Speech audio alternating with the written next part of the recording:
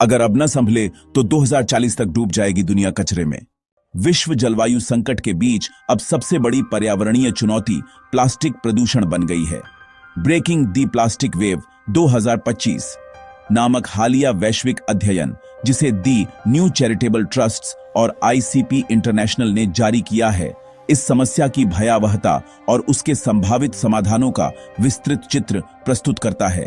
Report का निष्कर्ष स्पष्ट है, यदि दुनिया ने अपनी वर्तमान उपभोग और उत्पादन नीति नहीं बदली तो 2040 तक पृथ्वी पर सालाना 280 मिलियन मीट्रिक टन से अधिक प्लास्टिक कचरा उत्पन्न होगा। यह आंकड़ा प्रतिदिन समुद्रों में गिरते कचरे के पहाड़ के समान है। यह संकट केवल पर्यावरण तक सीमित नहीं, बल्कि जलवायु और स्वास्थ्य के साथ साथ अर्थव्यवस्था पर भी घातक असर डाल रहा है। आज विश्व स्तर पर केवल 9% प्लास्टिक ही रिसाइकल होता है, जबकि लगभग 140 मिलियन टन खुले वातावरण में रिसता है। रिपोर्ट में बताया गया है कि यदि तत्काल कोई हस्तक्षेप नहीं किया गया तो यह प्रदूषण 3 गुना तक बढ़ सकता है और ग्रीन हाउस गैस उत्सर्जन में 88% की बढ़ोतरी दर्ज होगी। आज की स्थिति में अगर प्लास्टिक उत्पादन को एक देश माना जाए तो यह विश्व का तीसरा सबसे बड़ा उत्सर्जक बन जाएगा।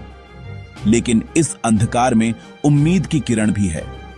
अध्ययन कहता है कि यदि विश्व समुदाय समन्वित नीति बनाए और उत्पादन से लेकर पुनर्चक्रण तक प्रणालीगत बदलाव करे तो 2040 तक वार्षिक प्लास्टिक प्रदूषण में 80% तक कमी लाई जा सकती है।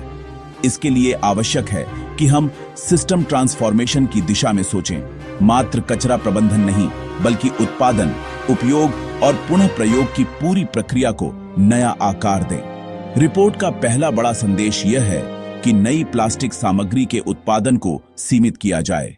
वर्जिन प्लास्टिक का निर्माण जलवायु के लिए अत्यधिक महंगा साबित हो रहा है। रिपोर्ट के अनुसार 2040 तक प्रति टन नए प्लास्टिक की जलवायु लागत 1600 से $2400 के बराबर पहुंच जाएगी।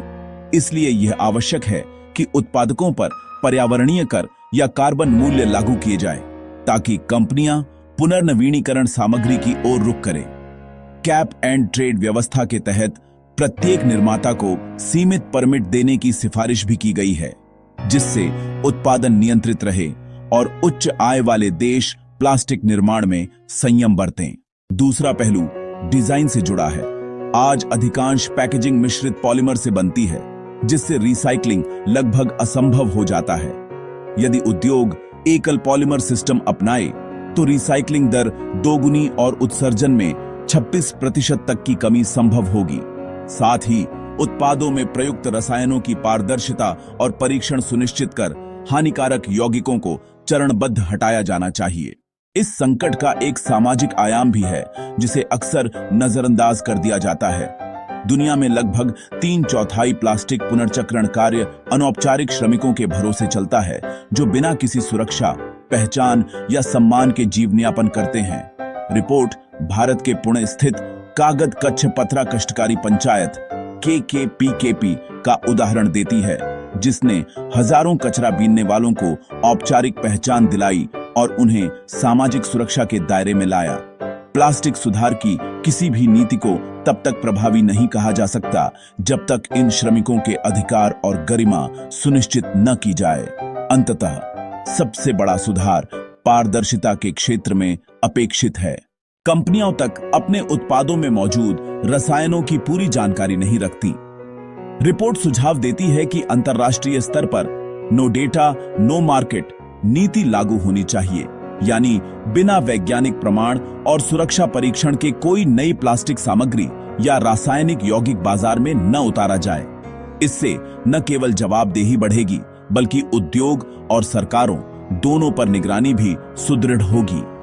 अध्ययन के अंतिम निष्कर्ष बताते हैं कि यदि सामूहिक प्रयास किए जाए तो वैश्विक स्तर पर ग्रीन हाउस गैस उत्सर्जन में 25% कमी, माइक्रोप्लास्टिक प्रदूषण में 41% गिरावट और कुल प्लास्टिक कचरे में लगभग 80% की कमी संभव है। इस बदलाव से एक हरित और स्वच्छ अर्थव्यवस्था का रास्ता खुलेगा, जिसमें लाखों नए रोजगार और उद्योगों की सतत वृद्धि की संभावना बनेगी। दुनिया जिस प्लास्टिक लहर में फंस चुकी है, उसे तोड़ना अब किसी एक सरकार या संगठन की जिम्मेदारी नहीं रह गई है। यह साझा संघर्ष है, जो पर्यावरणीय नीति, सामाजिक न्याय और आर्थिक सुधार तीनों को एक सूत्र में बांधता है। अगर आज ठोस कदम उठाए गए तो आने वाली पीढ़ियां शायद इस भयावह संकट से मुक्त संसार देख सकेंगी।